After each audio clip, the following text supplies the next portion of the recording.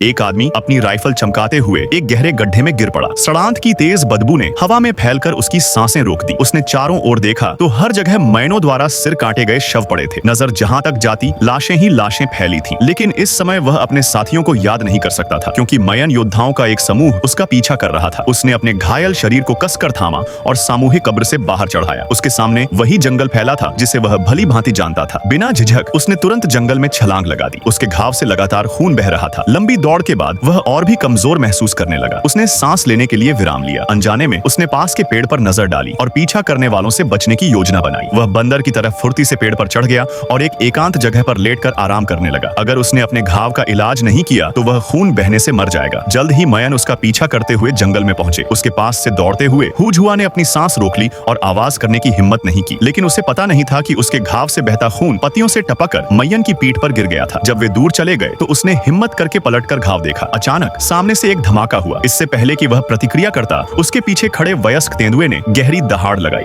हुआ डर के मारे कांप उठा। उसने असहनीय दर्द की परवाह किए बिना भागना शुरू कर दिया। तेंदुआ बहुत तेज था। पकड़े जाने में अब बस वक्त की बात थी। दूसरी ओर मयन को एहसास हुआ कि वे गलत दिशा में पीछा कर रहे थे। इलाके का निरीक्षण करते समय उसने अपनी पीठ पर खून की बूंद देखी। चकित और अनुभवी नेता ने तुरंत हलचल पर ध्यान दिया। उन्होंने चुप रहने और पदचिन्हों को देखने का फैसला किया। इधर टाइगर क्लॉ दो खतरों से भाग रहा था। जैसे ही चीता उसे पकड़ने वाला था, अचानक एक मयन बीच में आ गया। उसने समय पर चीते के घातक वार को रोक लिया। मयन जमीन पर गिर पड़ा, दर्द से कराहता और तड़पता हुआ। उसके चेहरे को चीते के काटने से बुरी तरह नुकसान पहुंचा था। साथियों ने लंबे समय तक भाले से उस जानवर को गोदा और आखिरकार मार गिराया। लेकिन तब तक टाइगर क्लॉ उनसे काफी दूर निकल चुका था। काला पैंथर देवता का अवतार माना जाता था। वह उनके दिलों में सर्वोच्च सत्ता था और अब उन्होंने काले पैंथर को मार दिया था। इस अचानक हुए बदलाव ने उनके दिलों को भय और चिंता से भर दिया। उन्हें पूरा विश्वास था कि यह कोई हादसा नहीं बल्कि स्वर्ग की चेतावनी है।